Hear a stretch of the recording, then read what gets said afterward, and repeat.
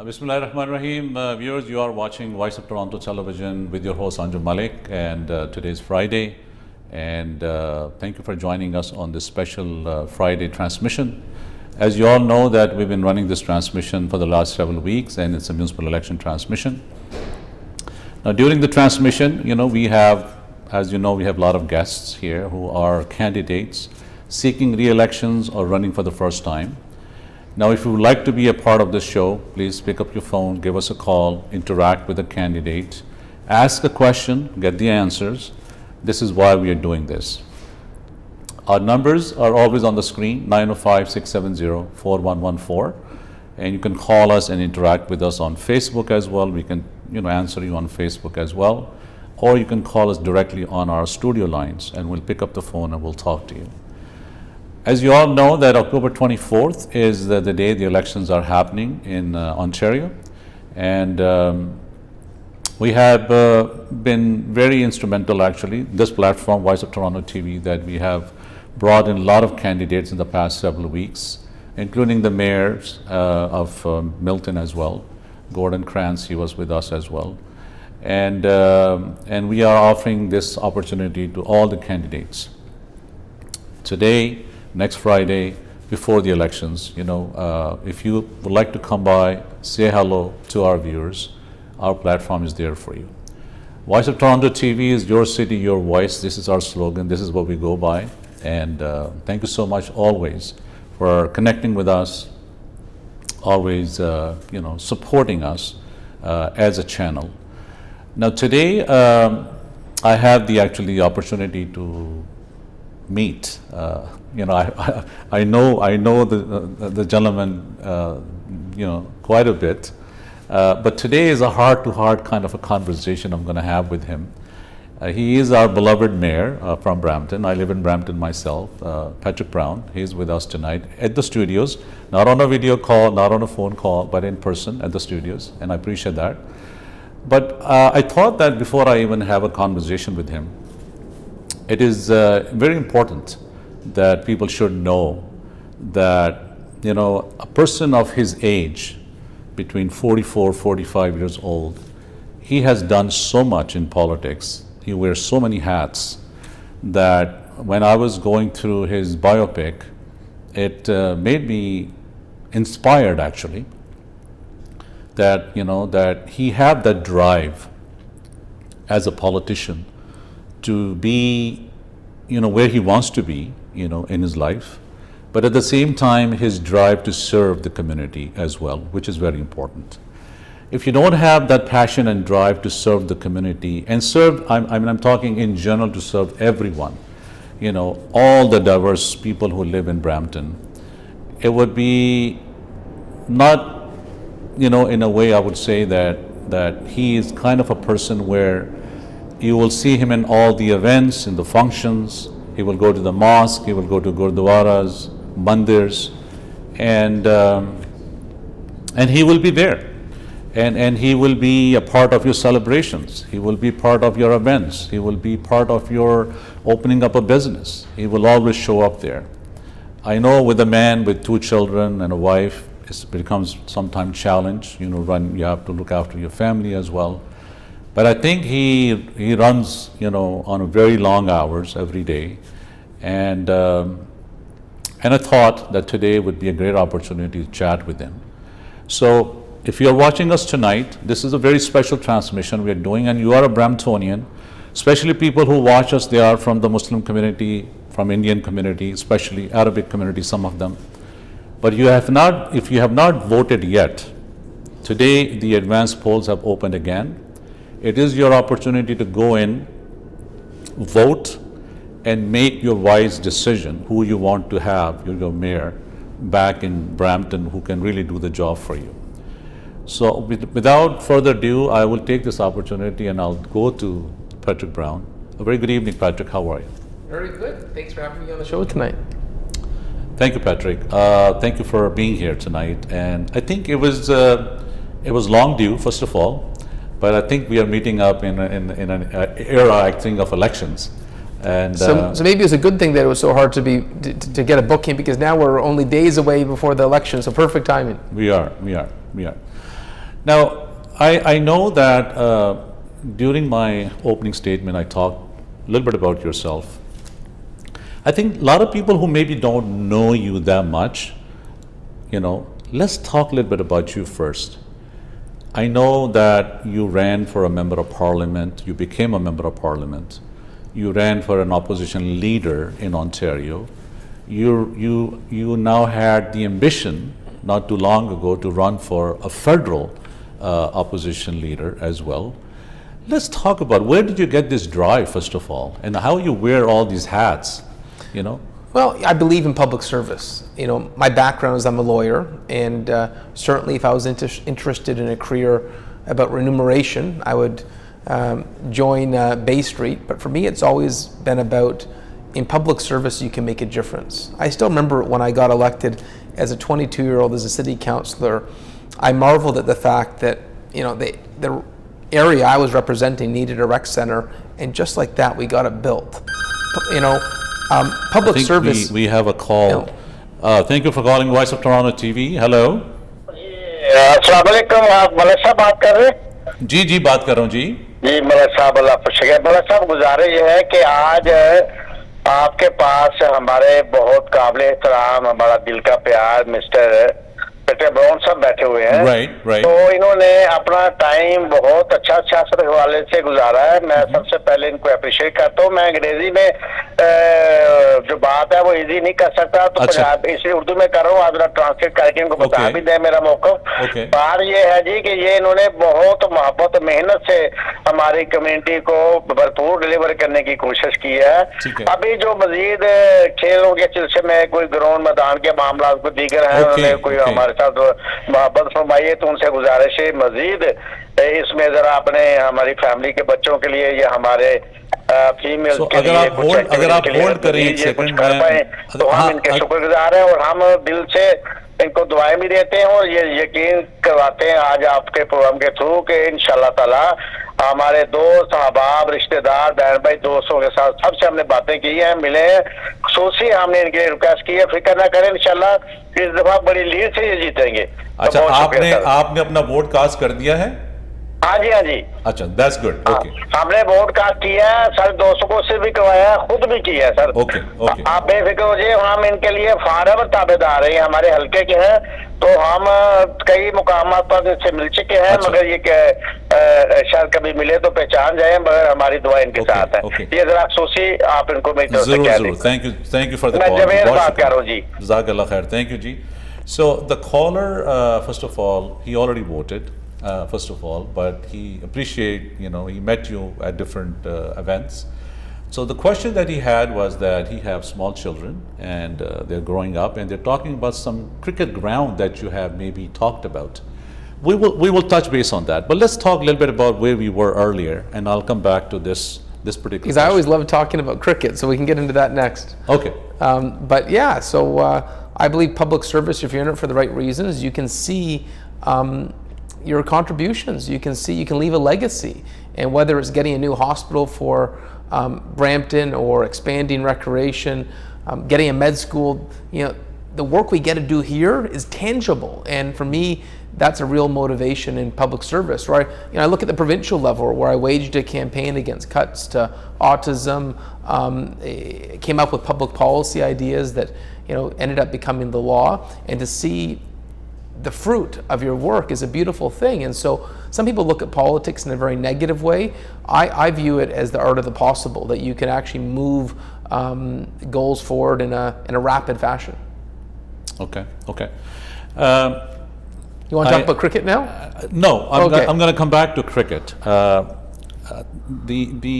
The first and the foremost question, what I hear when I go to the mosques and I move around in the Muslim community and the Indian community, and that is making Bramptonians safe.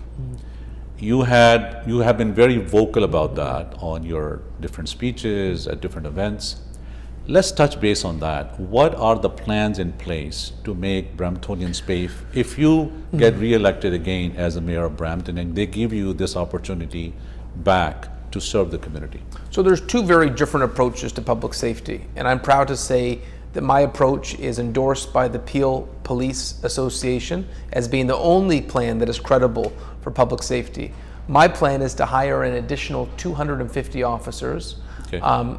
It is also to hire 30 additional civilian staff at 911 operations. Sorry, we have a caller. Okay. Assalamu alaikum, welcome to Voice of Toronto TV.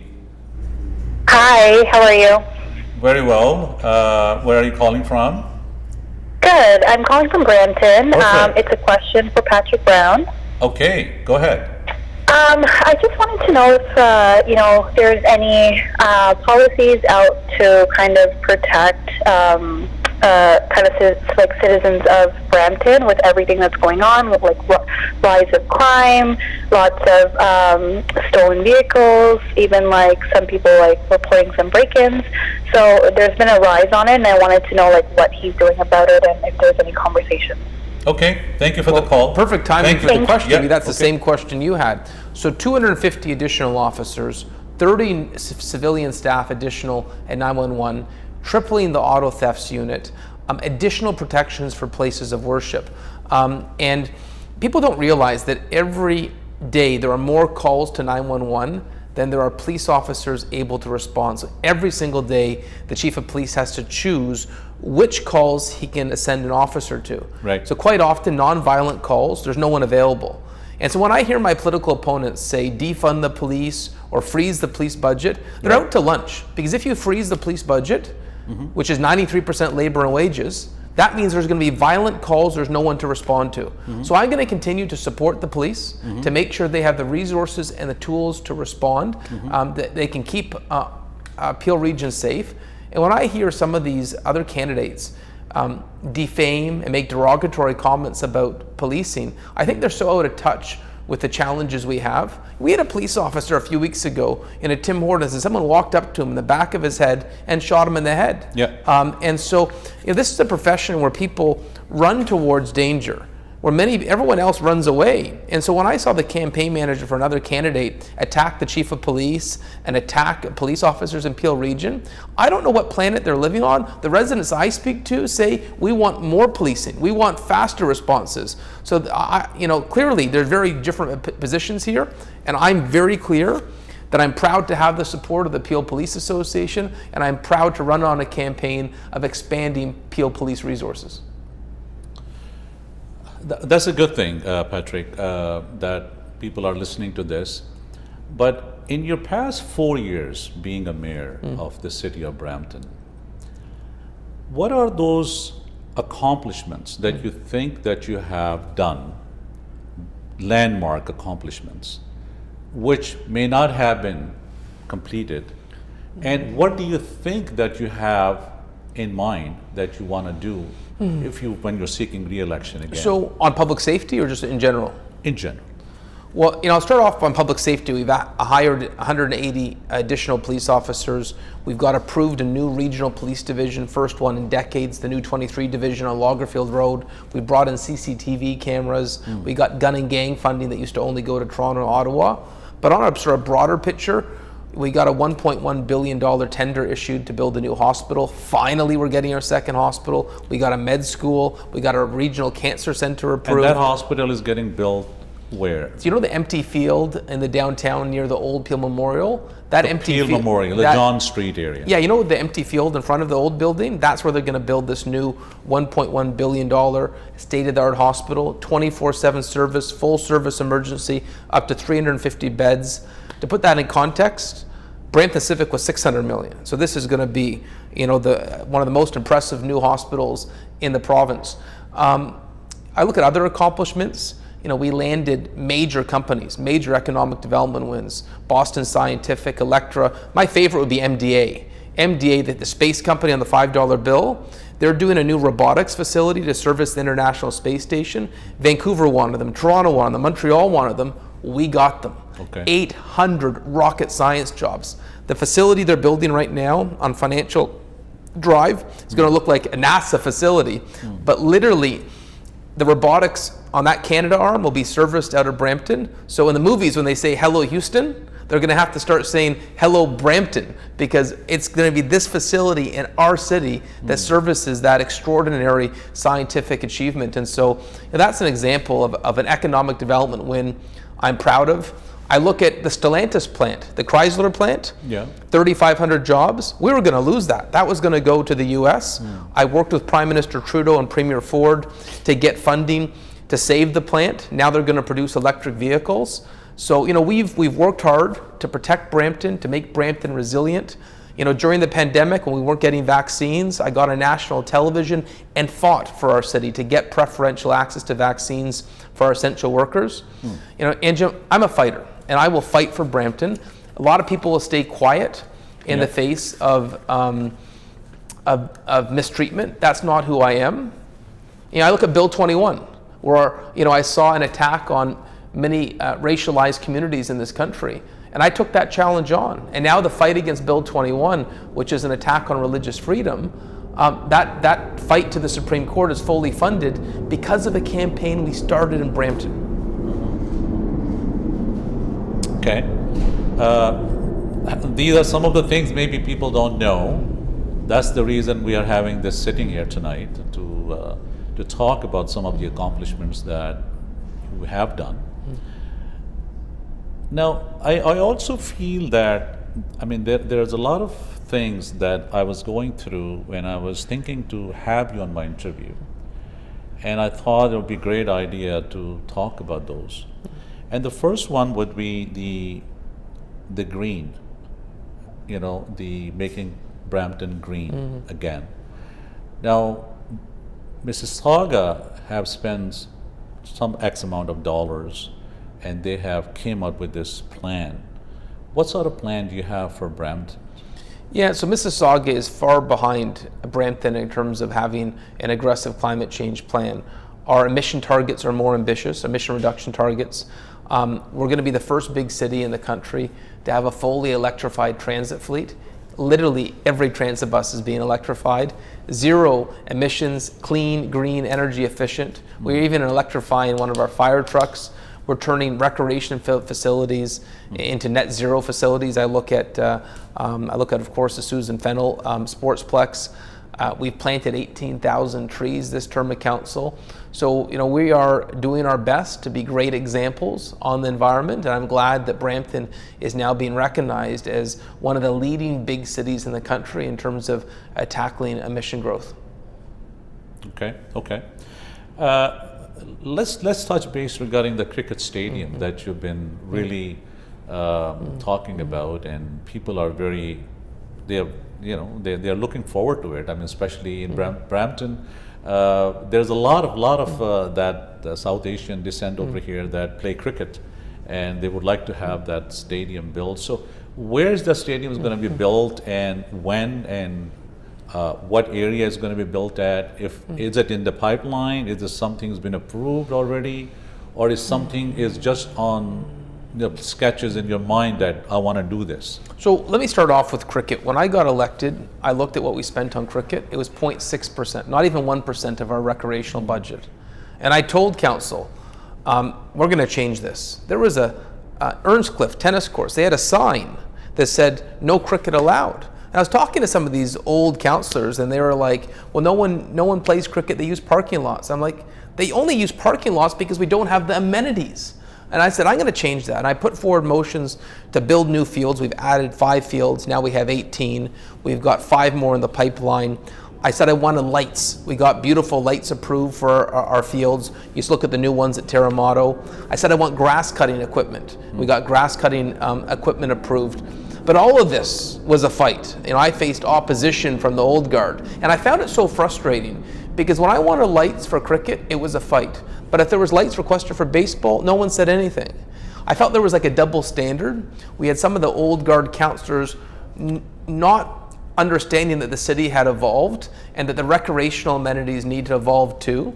So why is the council divided on that? Why would they be against into a sport activity that you give your head? I know. I wanted some of them to give their head a shake. Some of the commentary against cricket that I heard was offensive. I want to thank Prem Prasad, Faraz Salim, among others, Rana Alawali, who came out and spoke about the importance of cricket. But we had some councillors who were very hostile to cricket.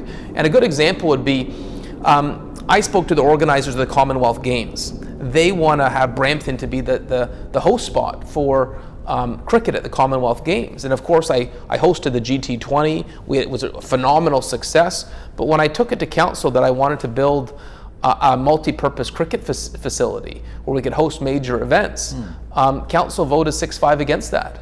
And so I hope when we have a new council elected, that when I take this initiative back to them to build a multi-purpose cricket stadium, they'll say yes. But right now, we do not have the support around the table to do that because of people who frankly continue to oppose my agenda to expand cricket in our city.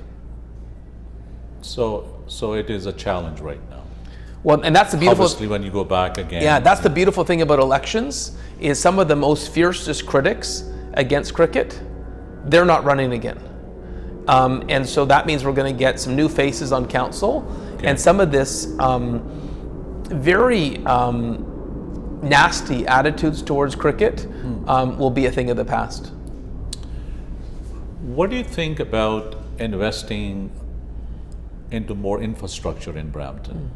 What about that LRT system and all that kind of stuff? Is that something on the table? We got a plan passed, 11-0. I took two divergent sides together, got a master plan passed. We pitched it to the federal government. They said they loved the plan. I took it to the provincial government. We got to get them to sign off. But we have a plan, finally, a decision on alignment. We're doing the environmental assessment right now, and it would take the LRT all the way to the GO station. Okay. And what is a future infrastructure in Brampton would look like? Like expansions of, first of all, we are short on a lot of houses in Brampton. I mean, there is an issue of how to buy a new home in Brampton.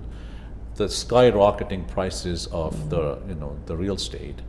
What is in the plan right now that when you're sitting with the city or you're sitting with the builders who are building their projects in Brampton, can people have some sort of a sigh of relief that they can afford the first-time home buyers? So I'd actually say less government. You say, what can government do? And I'd say less government. Government is too obstructive. The best thing for home buyers is competition. And part of the problem is that there's more people wanting to buy a new home than there is supply available. And it is a difficult process. You've got the provincial LPAT, you've got conservation authorities, you've got heritage authorities. It takes a while to build housing in Canada. And so I'd say the best thing that we could do to help is try to get government out of the way a little bit. Brampton's been a better example. The Toronto Star just did an article last week that says that Brampton has some of the fastest processing times, much faster than Toronto. But even with that, with the provincial regulatory approvals, it takes a while to build housing in Canada. But do we think we have the area available to build more houses in Brampton? Yes. Are there more lots available? Yes, there is. And can what about subsidized housing? Is that something in the plan? Yeah, so the City of Brampton, part of the Region Appeal, we have a $1 billion affordable housing plan. The feds have contributed $335 million. The region has contributed $333 million. And we're building affordable housing. But once again, the best thing to help with the housing market, and we're not going to affect international inflationary pressures, but one of the best things you can do is competition. When there's 10 people wanting to buy one house, it skyrockets. But if you have more supply, it creates a competitive marketplace. Exactly. But that's what I'm just trying to get to a point, that it's so hard for first-time home buyers to invest in something like this, because a townhome, almost 1,200 square feet, is going for $800,000-900,000, and it's not in people's reach to afford a home. Yeah. And the rents are skyrocketing, because of the supply and demand, like we just mentioned. But if we can alleviate that issue and we can have more space and we can build more houses, I think the prices could go down. That's why we need more supply, more competition. Yeah. Let's come to some of the things that people want to hear from you. The people who live in Brampton, mostly they are more diverse, like Pakistani Indian people a lot. Do you think that in the mosques or the mandirs or the gurdwaras, are there any sort of a, right now, I see that disconnect a little bit, you know, lately I heard there was some sort of an issue in Brampton where the Indian committee, they were not happy about certain things. What do you think that what is triggering that? It is the council itself who are divided, who is doing that, or what do you think in general? Why is the reason for that? So listen, I think most communities are proud to live in Canada, proud to live in Brampton. I think anyone who talks about divisions overplays those divisions. I actually see more unity than there is divisions.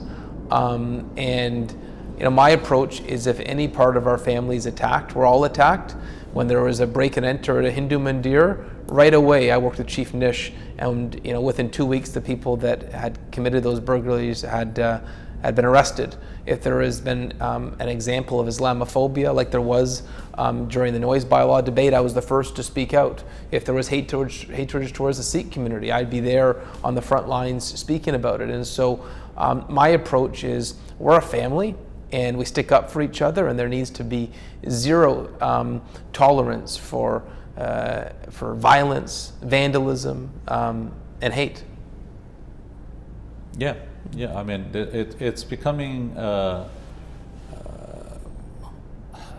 mean, I'm sometimes I get surprised what I hear and what I see sometimes. Like you just mentioned, it is becoming an issue. But you know what? I'd say to that, it's an issue for 1%. 99% have love in their hearts, harmony in their hearts. Very true. And so I remind everyone, if you hear a few bigots out there make negative comments, they do not reflect who we are. That's the way it should be. That's the way it should be. We should not be putting our head and mind on those things. A couple of more things, and most important thing is, after pandemic, as we have gone through 2 years of pandemic, and you know, we talked about that on our shows. What do you think the job growth level has been back during pandemic and now in Brampton? Are we looking at any rise in the job market? Right now we're seeing the lowest unemployment rate in modern memory, and so there is obviously a hot economy. But I'm trying to really focus on the jobs of the future. It's why we did the cybersecurity partnership. It's why we doubled down on MDA. It's why we're building the innovation corridor. It's why we're working with Rogers to create that new campus in the downtown. It's really about not just having a low unemployment rate, but about creating good paying jobs. What is that one thing that you think that you would be able to do for Brampton, other than all the things that we talked about, the safety issues, the job and unemployment issues, the hospital, the cricket stadium, and making Brampton green and all that? What is that vision you have for Bramptonians, that if you get re-elected back on October 24th, you know what, Anjum, this is what I want to do, you know, that people will remember for a long time to come?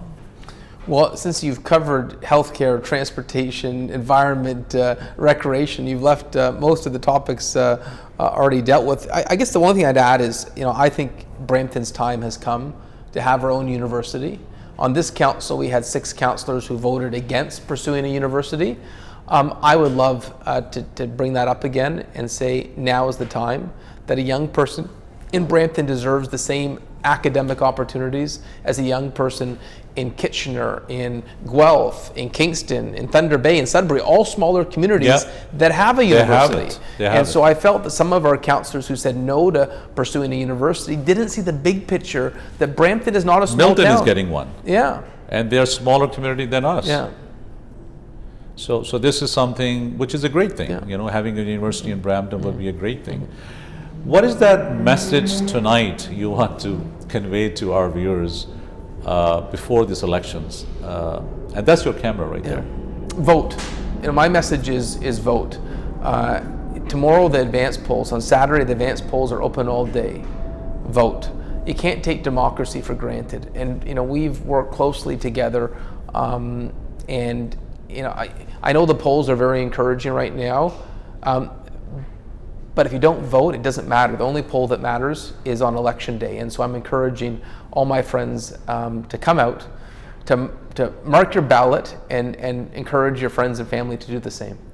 One of the questions that always come to my mind, Patrick, how do we increase this ratio of people voting? I mean, generally you see 30%, 28, 30, 32, 35% the most. What are the parameters that people need to know that how we can increase those rate of voting? But people, do you think if people who are permanent residents in Canada and they live in the areas like us, if the government allow a permanent PR card holder, which are hundreds of thousands of them waiting for citizenship, that will change the numbers? Because you have to be a citizen to vote. But what if that privilege has been given to a permanent resident status holder?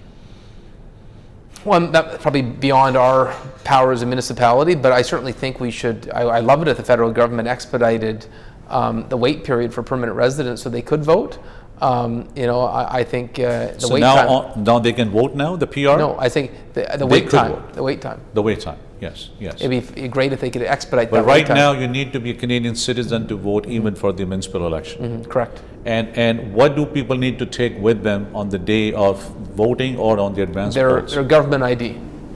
So if they have a driver license, they move from somewhere, from Milton to Brampton, they have a driver license that is from Milton, Then they can have not changed their address. They can just swear a declaration they live in Brampton. Or they can take a utility bill or whatever. Yeah. To come. All right. Well, I think you have to be somewhere as well, and I have 3 more candidates to talk to tonight. I really am very privileged to have you tonight here at Voice of Toronto TV.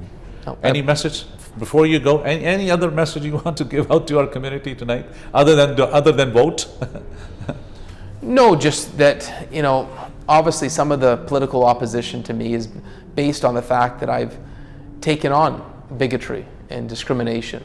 And if you look at, the person who led the protest against the noise bylaw to make sure that masjids had the same treatment as everyone else, that person's a campaign organizer. The group that did the anti-Muslim posts on online, or the groups helping the other mayor's candidate. And so know that I have taken firm positions against Islamophobia, against hatred, and I realize that creates opposition. I don't regret it. I will stand up against hate, but I ask all of you to join me by voting. There's one more last question that I have for you, and I'm gonna go back to my camera. I'm gonna say that. Viewers, आपको पता है कि Brampton में रहते हुए मस्जिद इब्राहिम और मक्की मस्जिद और मस्जिद अंसार, इनके बहुत सारे कुछ मामला थे जो कि पैट्रिक ब्राउन ने अपने पिछले टेन्योर के अंदर उनको एड्रेस किया. तो मैं थोड़ा सा 1-2 मिनट उस पर जन से बात कर लेता हूँ before we call off for tonight, and then I will talk to another guest. So there were few things that you were managed to do for 3 different mosques in your last tenure.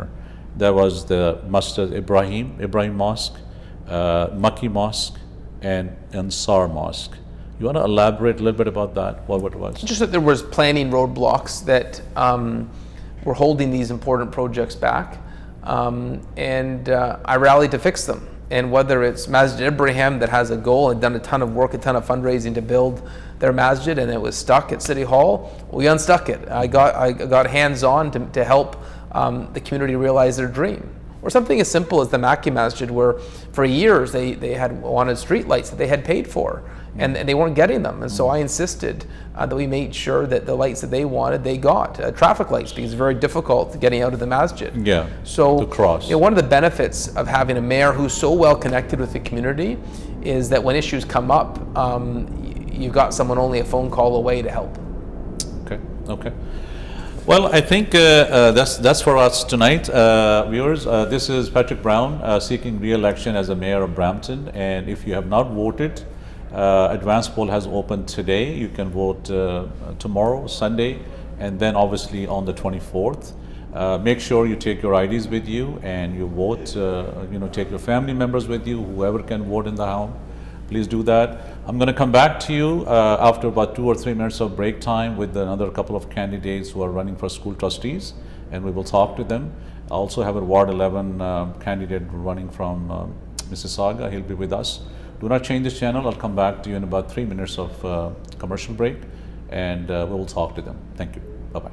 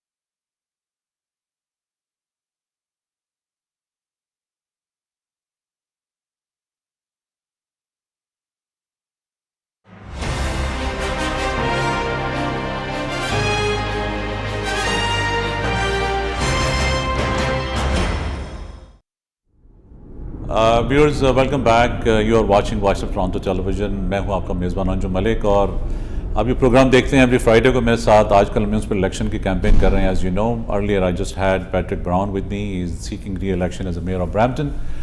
और अभी हमारे साथ 2-3 candidate हैं मुख्तलिफ riding से, उनसे हम बात करेंगे.